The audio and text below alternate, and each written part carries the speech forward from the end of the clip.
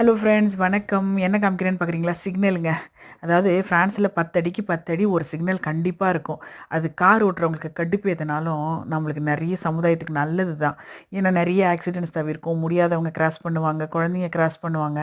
இந்த 10 அடிக்கு 10 அடி ஒரு சிக்னல் இருக்கிறதுனால தான் அவங்கெல்லாம் ரொம்பவே தைரியமாக போக முடியுது. ஸோ அது ரொம்ப சமுதாயத்துக்கு நல்ல விஷயங்கிறத நம்மளும் அதை ஏற்றிக்க தான் வேணும். கார் ஓட்டும்போது இதுமாரி வீடியோ எடுக்காதீங்க. நான் தெரியாமல் எடுத்துட்டேன். ஸோ இது ஒரு அவேர்னஸ் தான். நம்ம கார் ஓட்டும்போது எவ்வளவோ விஷயங்கள் ஆக்சிடென்ட்ஸ் வரும் இந்த மாதிரி வீடியோ எடுக்கும்போது. ஸோ கவனமாக இருங்க. யாரோ ஒருத்தவங்களை வச்சு வீடியோ எடுக்கணும்னு ஆசைப்பட்டீங்கன்னா பக்கத்தில் இருக்கவங்க வச்சு எடுக்க சொல்லுங்கள். நீங்களே எடுத்துக்கிட்டு நீங்களே ஓட்டாதீங்க. நான் பண்ண பெரிய ஒரு தப்பு. ஸோ அந்த சிக்னல்லாம் தாண்டி காரை வண்டி பார்க் பண்ணிவிட்டு வேலைக்குள்ளே வந்துட்டேன்.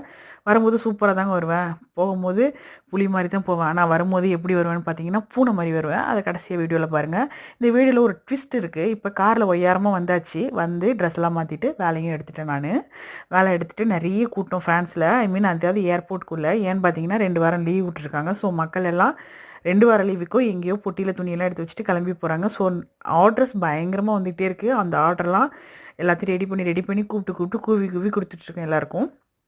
எனக்கெல்லாம் 2 நாள் லீவ் கிடைச்சாலே எப்படா வீட்டுக்கு வரும் அப்படின்னு தான் தோணும், படுப்போன்னு தோணும். இவங்கெல்லாம் எங்கே தான் போகிறாங்கன்னே தெரியல. பார்த்தீங்களா, பூனைக்குட்டி மாதிரி திரும்பி வந்துட்டுருக்கேன். ஏன்னா மேக்கப்ஸ்லாம் கலைஞ்சிடுச்சு. கண்ணாடிலாம் நைட்டில் போட்டால் கண்ணாடி என்ன சொல்லுவாங்க. ஸோ அதெல்லாம் தூக்கி ஒரு வாரம் கட்டி தூக்கி பேக்கில் போட்டுட்டு ரொம்ப வேகமாக ட்ரெயின் எடுக்கிறதுக்காக ஓடி வந்துட்டுருக்கேன். ஃப்ரான்ஸோட நைட் ஏர்போர்ட் வைப்புங்க சூப்பராக இருக்கும். ரசிக்கிற மாதிரி இருக்கும் பார்க்குறதுக்கு. பட் ஆனால் இப்போல்லாம் ரசிக்க நேரம் இல்லை. இப்போல்லாம் ரசித்து அழுத்து போச்சுங்க. இப்போல்லாம் பார்க்குறதே கிடையாது. எப்படா வீட்டுக்கு போவோம், எப்படா படுப்போம் அப்படின்ற மாதிரி தான் தோணும். நான் இந்த வீடியோ எடுக்கும்போது நான் கார் கையில் வச்சுருக்கேன். காலையில் அந்த காரில் தான் வந்தேன். ரொம்ப வேகமாக போயிட்டுருக்குறேன் நான். ஸோ எத்தனை மணிக்கு ட்ரெயின் 10:45 ட்ரெயின் சரியாக போயிடுச்சு.